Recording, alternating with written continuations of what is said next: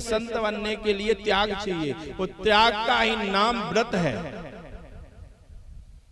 जैसे सोमवार को माताएं व्रत करती हैं, मंगलवार को कई पुरुष माताएं व्रत करती हैं, कई गुरुवार को करती हैं, कई लक्ष्मी शुक्रवार को भी करती हैं। लेकिन व्रत के दिन खूब काजू खाना है, किशमिश खाना है, बड़े बड़े सेब लेकर के आओ, अनार लेकर के आओ, जूस पीना है, उसको व्रत कहोगे? वो कह रहे हैं जिस व्यक्ति का त्याग कर सकेगा। एक भोजन का त्याग करते हैं, भोजन का ही त्याग करते हैं ना, कि अन्न का त्याग कर दिया, हमने व्रत कर लिया। अब पेट तो भरा है, व्रत हो रहा है। भगवान के व्रत के लिए तपन होना चाहिए।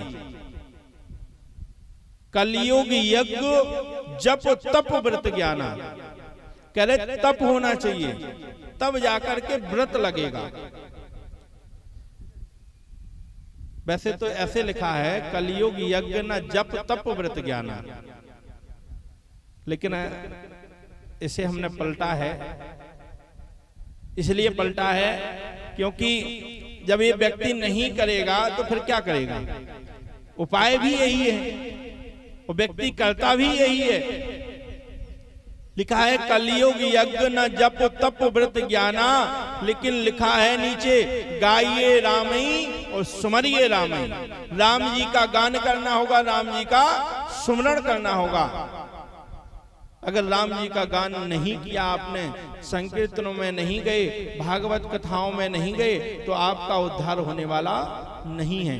कलयुग में उद्धार के लिए परमात्मा की पूजा वैसे तो निषेध है। वहां लिखा है यज्ञ ना जप तप व्रत ज्ञान। कह रहे यज्ञ से कुछ नहीं होगा, तप से कुछ नहीं होगा, व्रत से कुछ नहीं होगा, ना ज्ञान से कुछ नहीं होगा। तो आप कहोगे होगा काहे से? क्योंकि हम पूजा करते हैं, हमारे व्रत रखते हैं, और व्रत रखते रखते विचार आता है आज ये सेब लेके नहीं आए, ठीक चलो सुना डालते हैं। व्रत तो रखे हैं, सुबह उठते ही 10 बातें पति को सुना डाली, और जब 10 बातें सुना दी तो क्या व्रत रह गया है? वो सच्चे व्रत है। हाँ। क्योंकि कलयुग में कह रहे आप यज्ञ करोगे तो यज्ञ करते करते कई मन परिवर्तन हो जाते हैं, कई उसमें कीड़े चले जाएंगे। क्योंकि आजकल रात्रि में ज्यादा यज्ञ करवाए जाते हैं, दिन के यज्ञ तो कम होते हैं, क्योंकि दिन में उन्हें समय नहीं मिलता है, कथा करनी पड़ती है। अब रात में यज्ञ करवाएंगे, दोनों टाइम का पैसा कमाएंगे, तभी तो यज्ञ हो पाएगा, जीवन चल पाएगा। नियमों के अनुसार अगर कोई कार्य करता है तो वो सफल माना जाएगा, बाकी असफल माना जाता है। तो व्रत को मैं यही बता रहा था, त्याग का नाम ही व्रत है।